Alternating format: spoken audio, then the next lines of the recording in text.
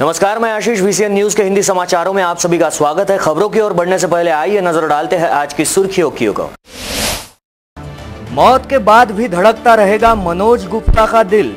Green corridor बनाकर chartered plane से भेजा गया मुंबई। फिर हुई राष्ट्रीयकृत बैंकों से लाखों की ठगी। 24 घंटे में 1,94,000 ठगी की 3 अलग अलग वारदातें। फिरौतीबाज बोगस पत्रकार चढ़ा पुलिस के हत्थे। लाखों की फिरौती मांगने का है आरोप। और नाबालिग से किया अनैसर्गिक कृत्य। दशहरा मैदान परिसर की घटना।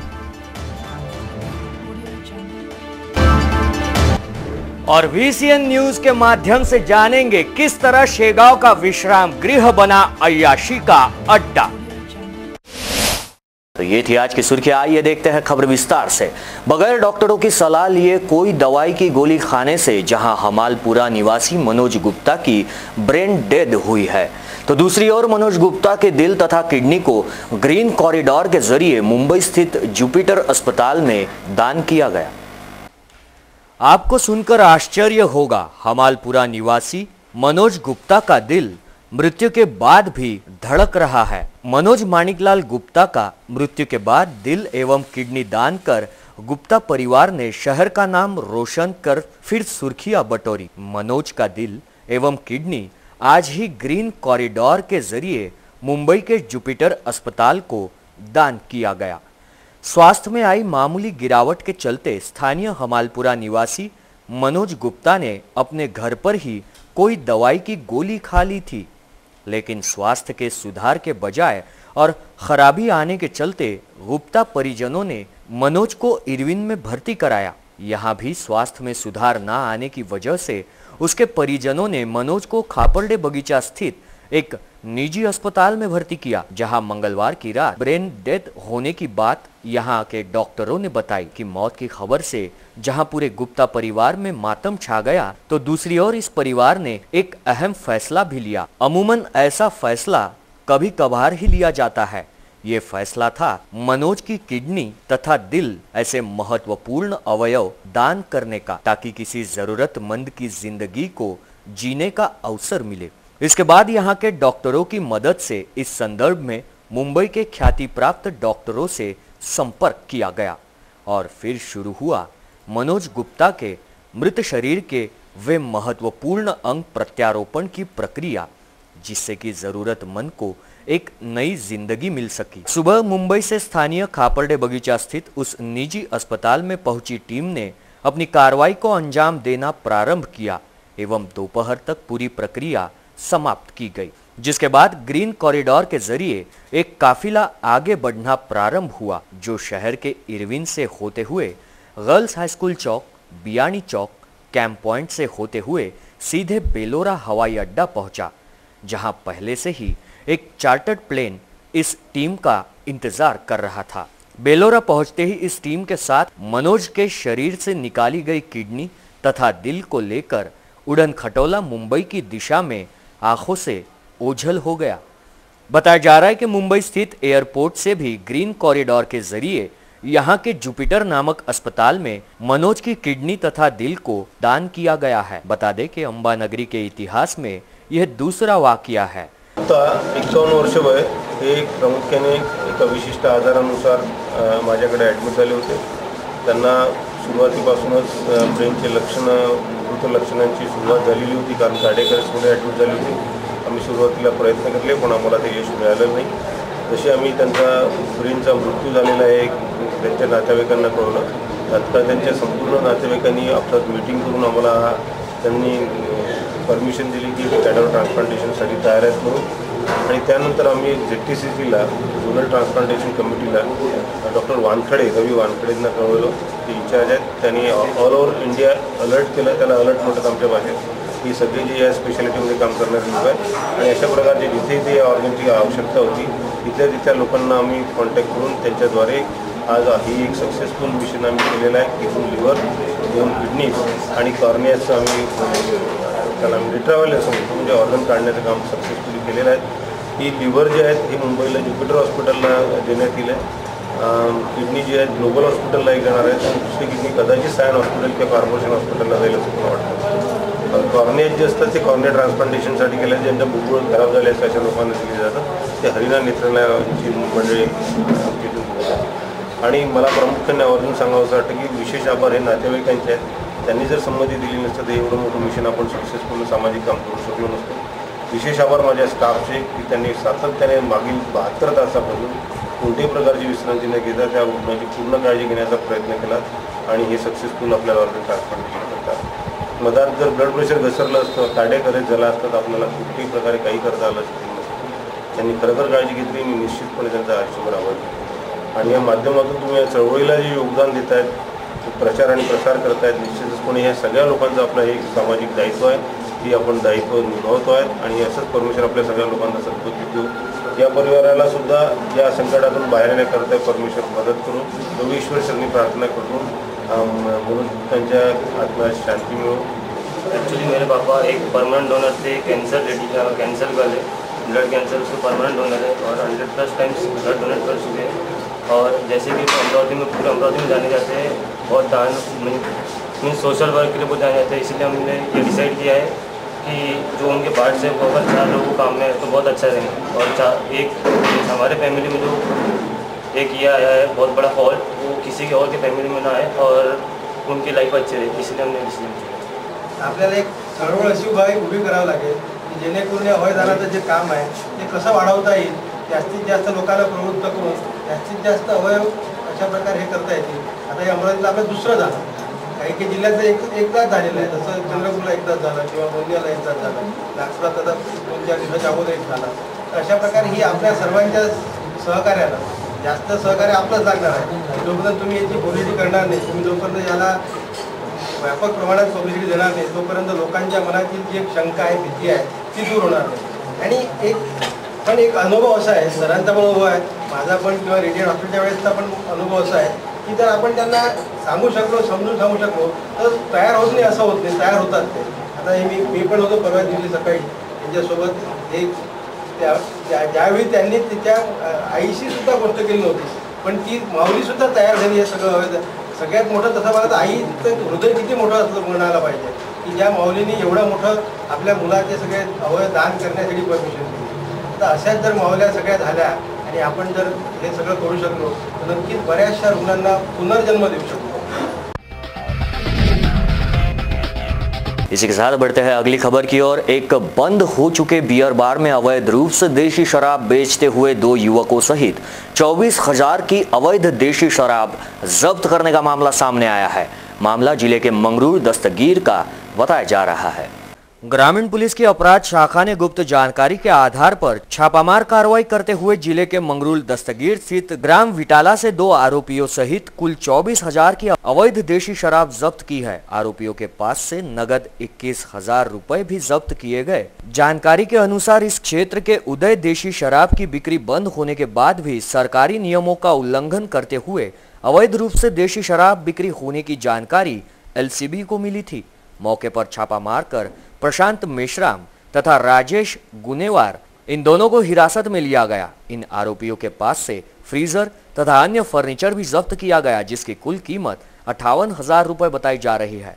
उपरोक्त कार्रवाई पुलिस अधीक्षक अविनाश कुमार तथा उनकी टीम द्वारा की गई है. इसी के साथ बढ़ते हैं अगली खबर की ओर. शहर के राजापेट थाना क्षेत्र स्थित दशहरा मैदान परिसर में निवासी एक 13 वर्षीय नाबालिग के साथ अनैसर्गिक कृत्य किए जाने की घटना सामने आई है. शहर के राजापेट पुलिस थाना क्षेत्र के दशहरा मैदान निवासी एक 40 वर्षीय युवक द्वारा 13 वर्षीय नाबालिग से अनैसर्गिक कृत्य का मामला सामने आया है. जानकारी के अनुसार दशहरा मैदान निवासी एक महिला की शिकायत के अनुसार उसके पड़ोस में रहने वाले प्रवीण शिंदे ने उनके बेटे को किसी काम का झांसा देकर गत मंगलवार की दोपहर 2 बजे अपने घर बुलाया, तो वहीं उसके साथ अनैसर्गिक कृत्य को अंजाम देते हुए घटना की जानकारी किसी को देने पर जान से मारने की धमकी तक दे डाली. मामले की शिकायत पर आरोपी प्रवीण शिंदे को कलम 377, 506, सह कलम 6 के पोस्को के तहत नामजद किया गया. स्थानीय गांधी चौक में खुलेआम हाथों में चाकू लेकर दहशत मचाने वाले 3 आरोपियों को सिटी कोतवाली पुलिस ने धर दबोचा, जबकि उनके पास से चाकू सहित एक दुपहिया भी जब्त की गई है. शहर के भीड़भाड़ वाले गांधी चौक में चाकू लेकर दहशत मचाने वाले 3 आरोपियों को सिटी कोतवाली पुलिस ने धर दबोचा, जिनके पास से एक दुपहिया भी जब्त की गई है। जानकारी के अनुसार सिटी कोतवाली पुलिस टीम को पेट्रोलिंग के दौरान गुप्त जानकारी मिली कि गांधी चौक में कुछ असामाजिक तत्व हाथ में खुलेआम चाकू लेकर दहशत मचा रहे हैं। इस जानकारी के आधार पर मौके से राजेश बसवनाते, नकुल सोलंके तथा योगेश पवार को हिरासत में लिया गया है।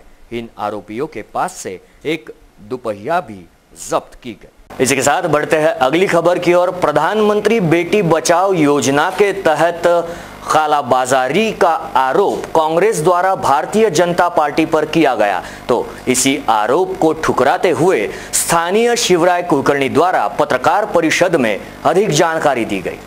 एक अत्यंत दुर्दैवी घटना, या जिल्ह्यातल्या लक्षावधी महिलांचा अपमान करणारी, या जिल्ह्यातील लक्षावधी महिलांची कुचेष्टा करणारी, या जिल्ह्यातील लक्षावधी गोरगरीब महिलांची क्रूर थट्टा करणारी घटना काल उघडकीस आलेली आहे। या जिल्ह्यामध्ये काही अज्ञात लोकांनी काही फॉर्म वितरित केले, त्यावर असं लिहिलं आहे की बेटी बचाओ बेटी पढाओ आणि प्रधानमंत्री बेटी बचाओ योजना। त्या फॉर्मवर असं नमूद करण्यात आलं आहे की हा फॉर्म ज्या कोणी महिला भरतील त्यांना म्हणजे 6 वर्षापासून तर 32 वर्षापर्यंतच्या वयोगटातल्या महिलांना त्यांच्या खात्यामध्ये 2 लाख रुपये टाकले जातील असं त्या फॉर्ममध्ये नमूद केलेलं आहे। त्याची तारीख दिली होती 31 तारीख शेवटची, म्हणजे कालची 31 ऑक्टोबर। आणि 31 ऑक्टोबरपर्यंत फॉर्म भरताना या फॉर्मला तुम्ही तुमच्या बँकेच्या पासबुकची झेरॉक्स जोडा आणि सोबत एक दाखला जोडा रहिवासी असल्याचा, आणि हा फॉर्म भरा। महिला एवं बाल कल्याण मंत्रालय, नई दिल्ली, शांती सदन नई दिल्ली या पत्त्यावर हा फॉर्म तुम्ही पाठवा। हा फॉर्म तुमचा पोहोचताच तुमच्या खात्यामध्ये 2 लाख रुपये जमा होतील असं आमिष या फॉर्मच्या माध्यमातून दाखवलं गेलं। साधारणतः गोरगरीब महिलांना असं वाटलं की अशी सरकारची योजना असेल आणि म्हणून त्यांनी हा फॉर्म भरणं सुरू केलं। पाहता पाहता ही चर्चा जिल्हाभर पोहोचली आणि काल पूर्ण जिल्हाभर एक हव्यास निर्माण झाला। जवळजवळ या जिल्ह्यातल्या आमच्या माहितीनुसार 1 लाख महिलांनी अशा तऱ्हेचा फॉर्म भरला। या महिलांच्या आशा पल्लवित केल्या गेल्या की तुमच्या खात्यामध्ये 2 लाख रुपये आम्ही टाकू। ही सगळी योजना जाणीवपूर्वक पंतप्रधान नरेंद्र मोदी यांना बदनाम करण्यासाठी आखल्या गेलेली आहे। हे अत्यंत कुटील असं कटकारस्थान आहे। म्हणजे असा फॉर्म भरायला लावायचा, लोकांनी आशा पल्लवित झाल्यानंतर त्या महिलांनी फॉर्म भरायचा आणि 2 महिन्यानंतर मग सभांमध्ये जाऊन, बैठकींमध्ये जाऊन त्याच महिलांना प्रश्न विचारायचे की का हो मोदीजींनी आणली होती ना योजना, मिळाले का तुम्हाला 2 लाख रुपये, फसवलं ना तुम्हाला, केली ना तुमची लुबाडणूक। या पद्धतीने या स्तराला जाऊन मोदी सरकारला बदनाम करण्याचं हे षडयंत्र आखलेलं आहे। काल आम्ही स्वतः काही पोस्ट ऑफिसेसला भेटी दिल्या, आम्ही सगळं जिल्ह्यातलं वातावरण बघितलं, सगळीकडून आम्हाला फोन आले आणि मग आमच्या निदर्शनास आलं की ही अशी फसवणूक महिलांची सुरू आहे। आणि म्हणून आज मी अमरावतीच्या पोलीस आयुक्तांकडे, भारतीय जनता पार्टीचा प्रदेश प्रवक्ता या नात्याने भाजपाचे सर्व पदाधिकारी सोबत घेऊन मी आज पोलीस आयुक्तांकडे मागणी केलेली आहे की या प्रकरणाची सीआयडी चौकशी झाली पाहिजे, सीआयडी चौकशी झाली पाहिजे, याचा तपास उच्चस्तरीय झाला पाहिजे आणि यातले जे दोषी लोक आहेत त्यांच्यावर त्यांना कडक शिक्षा झाली पाहिजे, ही आमची मागणी आहे। याचा लाभ कोणाला होऊ शकतो? मोदीजींना बदनाम करण्याचा लाभ कोणाला होऊ शकतो? किंवा मोदीजींवर अशा प्रकारची टीका, निराधार टीका, निराधार प्रकरण कोण उभं करताय? तर संपूर्ण देशभरातलं वातावरण बघता काँग्रेस आणि डाव्या आघाडीचे लोक या पद्धतीने मोदी सरकारवर निरर्थक आणि निराधार टीका करीत आहेत। आमचा पूर्ण संशय नाही तर आमची खात्री आहे की अमरावती जिल्ह्यातही इथल्या गोरगरीब महिलांना असं आमिष दाखवून, त्यांच्या आशा पल्लवित करून नरेंद्र मोदी आणि भारतीय जनता पार्टीला बदनाम करण्याचं षडयंत्र या लोकांनी चालवलेलं आहे। हे षडयंत्र त्यांनी तात्काळ थांबवलं पाहिजे। माझं जनतेला आव्हान आहे की या तऱ्हेची कुठलीही योजना अस्तित्वात नाही। समाजाचं हित झालं पाहिजे, लोकांचं कल्याण झालं पाहिजे, यासाठी नरेंद्र मोदींचं सरकार कार्यरत आहे। पण या तऱ्हेची कुठली योजना कार्यान्वित नाही। आपण या विरोधकांच्या अशा फसवणुकीला आपण बळी पडू नये आणि आपल्यापर्यंत जर असं कोणी पोहोचलं तर आपण त्याला जाब विचारावा, त्याला खडसवून द्यावं। आणि या विरोधकांनी तुमची सगळ्यांची चेष्टा केली आहे, या सगळ्या महिलांची, आमच्या भगिनींची यांनी चेष्टा आणि थट्टा केलेली आहे। मी काँग्रेसच्या आणि डाव्या आघाडीच्या या कृतीचा निषेध करतो आणि पोलीस प्रशासनाला विनंती करतो की त्यांनी याच्यावर कठोरात कठोर ऍक्शन घेऊन त्यांच्यावर गंभीर स्वरूपाचे गुन्हे दाखल केले पाहिजे आणि त्यांना तात्काळ अटक केली पाहिजे। या प्रकरणाची सीआयडी चौकशी देखील चालू। इसी के साथ बढ़ते हैं अगली खबर की ओर। जिला प्रशासन, बैंक प्रबंधन तथा पुलिस प्रशासन के लाखों प्रयास तथा जनता को जागरूक करने के हर प्रयास नाकाम साबित हुए। इन दिनों अज्ञात ठगबाज नागरिकों के बैंक खातों से लगातार रकम ट्रांसफर करने से बाज नहीं आते दिखाई दे रहे हैं। हाल ही में गत 24 घंटे में एसबीआई के 3 खाते धारकों से लाखों की ठगी की गई है। इन दिनों अज्ञात आरोपियों द्वारा शहरवासियों के बैंक खाते में से ठगी किए जाने की वारदातें रुकने का नाम नहीं ले रही।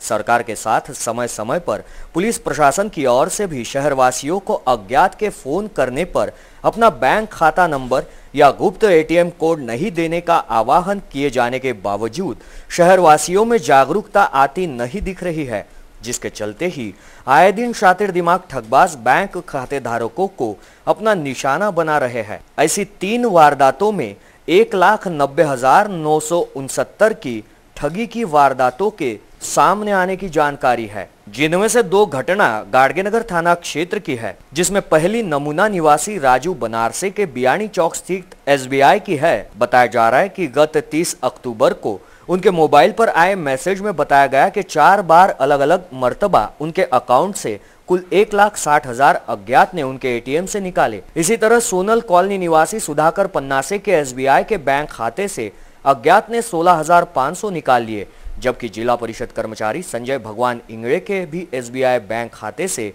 14,469 निकालने की घटना मात्र 24 घंटों में सामने आई है। यदि पिछले 1 माह का ही रिकॉर्ड देखा जाए तो अब तक इस तरह की ठगी की घटनाओं का ग्राफ अर्धशतक पर पहुंच चुका होगा। हालांकि पुलिस ऐसे मामलों की जांच कर रही है। एक मामले की तह तक पुलिस जाने के पहले ही दूसरा मामला सामने आ जाता है। तो ये थे आज के हिंदी समाचार। हिंदी समाचारों में ब्रेक के बाद जानेंगे किस तरह संत नगरी शेगांव में सरेआम विश्राम गृह में किया जा रहा है अय्याशी।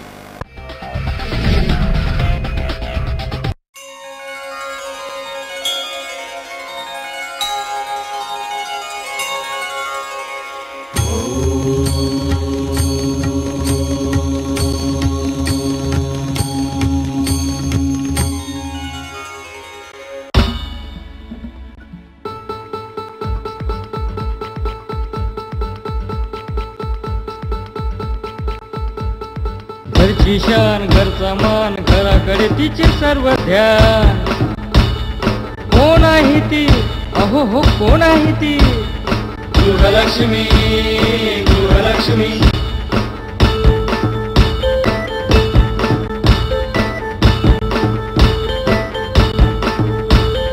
ममते पोटी प्रेमासाठी झटते नेहमी घरच्यासाठी। अहो पण काय केलं तिच्यासाठी? म्हणूनच तर घेऊन आलोय गृहलक्ष्मी, आनंद एका स्त्रीचा। अगं बाई गृहलक्ष्मी। ब्रेक के बाद मैं आशीष फिर एक बार आप सभी का स्वागत करता हूं। बढ़ते हैं VCN न्यूज की एक्सक्लूसिव खबर पर। VCN न्यूज एक्सक्लूसिव में आज आपको दिखाएंगे नजारा शेगांव संत नगरी के शासकीय विश्राम गृह का और देखेंगे कितनी गंदी हालत में है संत नगरी शेगांव का शासकीय विश्राम गृह, या फिर ऐसा भी बोल सकते हैं अय्याशी का अड्डा। समूचे विदर्भ में संत नगरी के रूप में ख्याति पा चुके शेगांव का भले ही काया पालट हो चुका है। शहर के विभिन्न इलाकों में नवनिर्माणाधीन इमारतें बनाई जा रही है।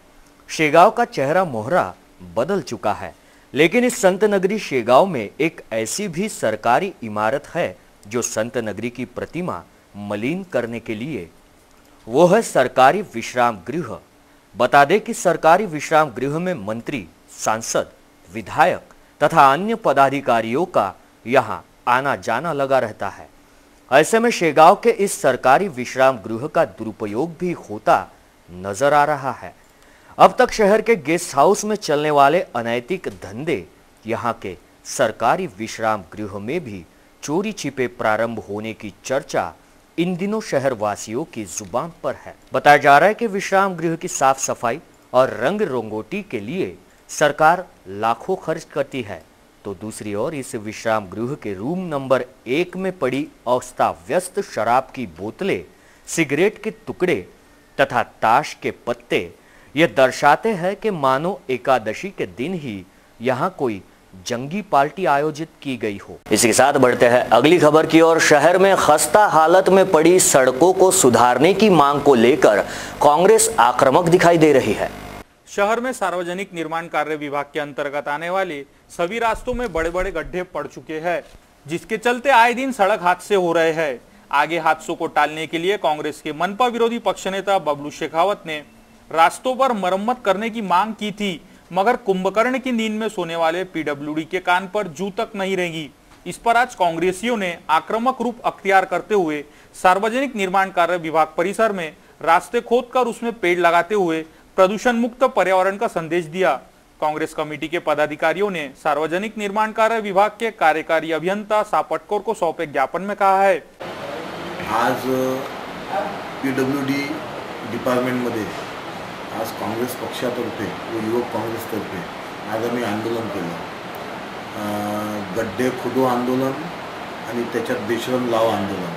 त्याच्या मागचं कारण असं आहे की मागील 4 महिन्यापासून अमरावती शहरात रस्ता दिसतच नाही आहे, पूर्ण शहर गड्ड्यात गेलेलं आहे। त्याच्यामुळे माझ्या माहितीप्रमाणे अमरावती शहरात फक्त 5 ते 7 लोक मृत्युमुखी पडले आहेत। रोज हजारो ॲक्सिडेंट होत आहे, लोकांना मनक्याचे त्रास होत आहे, गड्डा वाचवण्याच्या याच्यात लोकांचे ॲक्सिडेंट होत आहे। या पीडब्ल्यूडी डिपार्टमेंटला आणि शासनाला लोकांनी अनेक संघटनेनी निवेदन देऊन सुद्धा यांना जाग आलं नाही, म्हणून आज या पीडब्ल्यूडी डिपार्टमेंट आणि शासनाला जाग यावं, यांचं जे अमरावती शहरातील लोकांचे अतोनात हाल होत आहे याच्याकडे यांचं लक्ष वेधावं, म्हणून हा आगळा वेगळा आंदोलन, गड्डे खोदो आंदोलन, बेशरम लाव आंदोलन आणि त्याच्यानंतर पीडब्ल्यूडी एक्झिक्युटिव्ह इंजिनियरला निवेदन देण्यात आलं आहे। त्याच्यात आम्ही असं म्हटलं की 8 दिवसात तुम्ही हे गड्डे बुजवण्याचं काम अमरावती शहरात चालू नाही केलं तर आम्ही काळे फासो आंदोलन चालू करणार आहे। तर त्याच्यात पीडब्ल्यूडीचे एक्झिक्युटिव्ह इंजिनियर यांनी 8 ते 10 दिवसात अमरावती शहरात गड्डे बुजवण्याचं काम चालू होईल असं आश्वासन दिलं आहे। 10 दिवसानंतर यांनी समजा यांच्या जे बोलले त्याच्यावर ठाम राहिले नाही तो पुढचं आंदोलन त्याच्या 10 दिवसानंतर पुढचं आंदोलन करण्यात येईल। यदि शहर के सभी शिक्षण संस्थाओं ने सरकारी नियमों का पालन नहीं किया तो भीम आर्मी अपने तरीके से संबंधितों से पूछताछ करेगी। ऐसी चेतावनी एक पत्रकार परिषद लेकर भीम आर्मी के प्रदेश प्रमुख द्वारा दी गई है। मी अशोक कांबळे, महाराष्ट्र प्रमुख भीम आर्मी। आज भीम आर्मी पूर्ण भारतभर काम करत आहे, भारताच्या बाहेर 5 देशामध्ये काम करते आणि भीम आर्मीचा उद्देश असा आहे की आपला विद्यार्थी शिकला पाहिजे आणि जास्तीत जास्त विद्यार्थी कसा घडेल, कारण तो भारताचं प्रतिनिधित्व उद्या करणार आहे। आणि आज हा विद्यार्थी शिकत असताना वैशिष्ट्य म्हणलं तर जे काही मागासवर्गीय विद्यार्थी आहेत आज ते शिकत असताना त्यांच्या स्कॉलरशिप योजना बंद केलेल्या आहे। आज ऑनलाईनसारखी पद्धत त्यांच्या शिष्यवृत्तीमध्ये घुसवलेली आहे। आज त्यांना स्कॉलरशिप वेळेवर मिळत नाही, त्यांचं ॲडमिशन वेळेवर मिळत नाही, स्कॉलरशिपचे फॉर्म वेळेवर भरत नाही। तर हे सर्व पुढाकार घेऊन आम्ही काम करत आहोत आणि आज प्रत्येक समाजातला व्यक्ती हा भारतीय नागरिक म्हणून भीम आर्मीमध्ये काम करतो आहे। आज मुस्लिम समाज असेल, पारसी समाज असेल, जयस्वाल समाज असेल, चर्मकार समाज असेल, यांच्या न्याय हक्कासाठी आम्ही लढतो। ही फक्त संघटना बुद्धिस्ट समाजाची नाही, ही भारतीय नागरिक म्हणून प्रत्येकाची संघटना आहे आणि त्याच पद्धतीमध्ये प्रत्येक समाज याच्यामध्ये काम करतो आणि प्रत्येक समाजाच्या न्याय हक्कासाठी आम्ही काम करतो। पण काही जातीवादी संघटना आहेत, जसं RSS आहे, बजरंग दल आहेत, ABUP आहे, हे जे काही घुसखोरी करतात आणि काही विद्यार्थ्यांचे कॉलेजमध्ये घुसून त्यांची दिशाभूल करत आहेत की आपण आज हे आहोत, ते आहोत, भारत माता वगैरे असं जे काही प्रकार चालू आहे।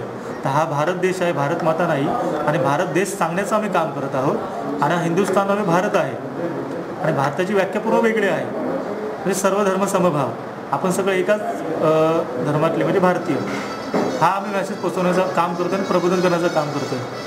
पण काही मनुवादी लोक आहेत, आज कोणी आवाज उचलला तर पत्रकारांना मारून टाकतात, गोळ्या घालतात। आई दाभोळकर आहेत किंवा वेगवेगळे सामाजिक काम करणारे लोक आहेत, त्यांनी आवाज उचलला तर त्यांना गोळ्या घालतात। पण आम्हाला कोणाची भीती नाही आहे। आज कोणी सामाजिक काम करताना अगर आमच्या आडवा आला तर त्याला आडवा करण्याचं काम आम्ही करू आणि पत्रकारांचा जो काही सुरक्षा कायदा म्हणून आहे त्याला आमचा पाठिंबा आहे आणि लवकरच आम्ही त्या विषयावर भीम आर्मीतर्फे निवेदन मुख्यमंत्र्याला देत आहोत. आज अमरावती जिल्ह्यामध्ये चांगलं काम चालू आहे, कमिटी जाहीर होत आहे. आज आपण पत्रकार म्हणून आज आमचा जे काही विषय होता आज आपण समाजापर्यंत पोहोचवतात, त्याबद्दल आपलाही आभार व्यक्त करतो आम्ही. आणि लवकरच भीम आर्मीची जी काही कामं आहेत तुमच्यासमोर दिसतील. आता 7 नोव्हेंबर विद्यार्थी दिन म्हणून शासनाने घोषित केलेला आहे. तर 28 जिल्ह्यामध्ये आज आपण शिक्षण अधिकारी यांना निवेदन दिलेलं आहे की प्रत्येक कॉलेजमध्ये विद्यार्थी दिन हा साजरा झाला पाहिजे. जसा योगा तुम्ही घडून आणला तसा विद्यार्थी दिन हाही पूर्ण शाळा कॉलेजमध्ये झाला पाहिजे. 26 नोव्हेंबर ह्या दिवशी 28 जिल्ह्यामध्ये संविधान गौरव रॅली किंवा संविधान जागर असे वेगवेगळे कार्यक्रम 28 जिल्ह्यामध्ये आपण घेतो आहे. आणि लवकरच कोकणामध्ये भीम आर्मीची स्थापना म्हणजे त्या जिल्ह्यामध्ये होणार आहे. आणि 6 डिसेंबर या दिवशी आपण मुंबईमध्ये अभिवादन सभा ही आपण घेत आहोत. तर वेगवेगळे कामं चालू आहेत आणि महिलांना आम्ही कराटे शिकवण्याचं काम करतो. कारण महिला जास्तीत जास्त भारतामध्ये महिलांवर अन्याय अत्याचार होतात. त्या महिलांना स्वतःचं संरक्षण करता यावं. विद्यार्थिनी कॉलेजमध्ये जात असताना त्यांनाही छेडछाणी वगैरे होते, तर त्यांनाही त्यांचं संरक्षण करता यावं. ह्या कारणास्तव आम्ही महिलांना स्वतःची सुरक्षा कशी करता यावी याच्यासाठी त्यांना आम्ही कराटे शिकवत आहोत. इसी के साथ बढ़ते हैं अगली खबर की ओर। फिरौतीबाज धोखेबाज पत्रकार को उसके घर से हिरासत में लेने में पुलिस विभाग को कामयाबी हासिल हुई है।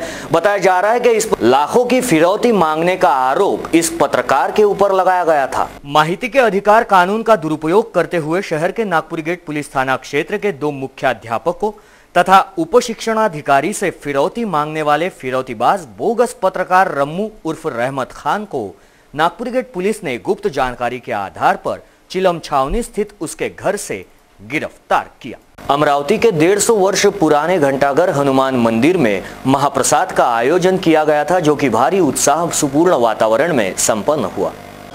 ये 155 साल पुराना मंदिर श्री घंटाघर हनुमान मंदिर ये जो है ये पौराणिक है और यहाँ पे हर साल में 2 बार अन्नकूट महाप्रसाद और एक हनुमान जयंती पे महाप्रसाद होता है और 4 से 5 हज़ार दर्शनार्थी यहाँ पे प्रसाद का लाभ उठाते हैं। और ये पौराणिक मंदिर है और जागरूक मंदिर है और लोग यहाँ पे आते हैं, अपनी मान्यता करते हैं और अपनी मान्यता को पूर्ण करते हैं, उनको वो प्रसाद मिलता है और वो आके यहाँ प्रसाद ग्रहण करते हैं।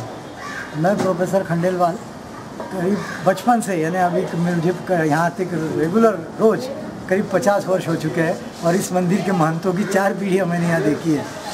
तो जागरूक मंदिर है और मुझे तो ये लगता है कि जो कुछ भी मैं आज हूँ इसी मंदिर के और इसी भगवान की कृपा से हूँ। इसलिए यहाँ की जो श्रद्धा है, मैं और कोई मंदिर नहीं जाता लेकिन बस केवल यहाँ रोज आता हूँ और यहीं से सब कुछ अपनी ज़िंदगी मेरी सवारी है। इसलिए मैं घंटाघर हनुमान जी का शत नमन करता हूँ। धन्यवाद। किसानों के हित में अमल में लाई गई योजनाएं किसानों की समस्याओं पर एसडीओ बीडीओ सहित आला अधिकारियों ने शेगांव तहसील में आने वाले गांव-गांव का जायजा लिया। राज्य मंत्री का दर्जा पाने वाले किशोर तिवारी इन दिनों शेगांव के किसानों के हित तथा समृद्धि को लेकर जहां पूरे राज्य के ग्रामीण इलाकों का दौरा कर रहे हैं, तो दूसरी ओर शेगांव में भी किसानों की प्रगति कैसी हो रही है इसके लिए बैठकें ली जा रही है, जिसमें एसडीओ मुकेश चौहान, बीडीओ अतुल पंत, कृषि अधिकारी, वैद्यकीय अधीक्षक उपस्थित थे। इस बैठक में किसानों से जुड़ी समस्याओं की समीक्षा भी की जा रही है। अब तक कितने किसानों को कितना नुकसान हुआ है, जिसका सरकार की ओर से सर्वेक्षण किया या नहीं, इसकी सूचना सरकार को दी गई या नहीं, इन बातों का बकाया कार्यों की जानकारी इस बैठक के दौरान ली गई। शेगांव से हमारे संवाददाता महेंद्र मिश्रा की रिपोर्ट, वीसीएन न्यूज अमरावती के लिए। किसान नेता तथा कैबिनेट मिनिस्टर किशोर तिवारी आज यहाँ शेगांव आए हुए हैं। किसानों की स्वावलंबन यात्रा के दौरान वो हर तहसील हर जगह घूमकर पूरी माहिती ले रहे हैं। यहाँ आप मेरे पीछे जो बिल्डिंग देख रहे हैं शेगांव की रेस्ट हाउस है, यहाँ के अंदर सभी अधिकारियों के साथ में उनकी मीटिंग चल रही है और किसान किस तरीके से समृद्ध होगा, सुखी होगा, ये पूरी जानकारी इकट्ठा कर रहे हैं। जब हमारी टीम उनसे मुलाकात करने गई तो उनके जैसा हंसता खेलता जो मिनिस्टर है शायद ही दोबारा से हमें भी मिले। हमारे साथ में उन्होंने फोटो सेशंस किया और हमारे चैनल को भी काफ़ी सराहा है। उन्होंने कहा है कि हम हमेशा किसानों के हित की ही जो रहते हैं वो प्रसारित करते हैं, इसलिए हमारे चैनल की भी वाहवाही उन्होंने की। वीडियो जर्नलिस्ट समीर देशमुख के साथ महेंद्र मिश्रा, शेगांव। श्री कृष्णाश्रय गोपाल केंद्र नांदगांव पेठ में गोकुलाष्टमी के अवसर पर भव्य 3 दिवसीय धार्मिक कार्यक्रमों का आयोजन किया जा रहा है। साईनगर स्थित अकोली रोड महाड़ा कॉलोनी के इच्छापूर्ति साई मंदिर को 100 वर्ष पूर्ण होने के उपलक्ष्य में खिचड़ी प्रसाद का वितरण किया गया। साईं बाबा की आरती कर इस कार्यक्रम की शुरुआत हुई। इस समय परिसर के अनेकों लोग उपस्थित थे। प्रतिवर्षानुसार इस वर्ष भी श्याम बाबा के जन्म के शुभ अवसर पर कार्तिक एकादशी महोत्सव का आयोजन स्थानीय रायली प्लॉट स्थित सतीधाम मंदिर में आयोजित हुआ, जिसमें कि सैकड़ों भक्तों की उपस्थिति में भजन कीर्तन किए गए। 2 नवंबर के दिन सभी भाविक भक्तों को अन्नकूट में उपस्थित रहकर प्रसाद का लाभ लेने का आह्वान आयोजन समिति की ओर से किया गया है। ध्यातव्य हो कि सतीधाम मंदिर में हर समय विभिन्न धार्मिक आयोजन किए जाते हैं। तो ये थे आज के हिंदी समाचार। हिंदी समाचारों में वक्त हो चला है यहीं पर रुकने का, लेकिन रुकने से पहले फिर एक बार नजर डालेंगे आज की सुर्खियों पर। मौत के बाद भी धड़कता रहेगा मनोज गुप्ता का दिल। ग्रीन कॉरिडोर बनाकर चार्टर्ड प्लेन से भेजा गया मुंबई। फिर हुई राष्ट्रीयकृत बैंकों से लाखों की ठगी। 24 घंटे में 1,94,000 ठगी की 3 अलग अलग वारदातें। फिरौतीबाज बोगस पत्रकार चढ़ा पुलिस के हत्थे। लाखों की फिरौती मांगने का है आरोप। और नाबालिग से किया अनैसर्गिक कृत्य। दशहरा मैदान परिसर की घटना। और VCN न्यूज के माध्यम से जानेंगे किस तरह शेगांव का विश्राम गृह बना अय्याशी का अड्डा। ये थी आज की सुर्खियां। हिंदी समाचारों में आज के लिए बस इतना ही। आप आपके सुझाव एवं समस्याएं हमें भेज सकते हैं। हमारा पता है VCN न्यूज कार्यालय, पहली मंजिल, साउजी कॉम्प्लेक्स, सतीधाम मंदिर रोड, रैली प्लॉट, अमरावती। या फिर आप हमसे सीधा संपर्क कर सकते हैं स्क्रीन पर दिए गए इन नंबरों द्वारा। विदर्भ से जुड़ी तमाम जानकारी के लिए देखते रहिए VCN न्यूज। नमस्कार।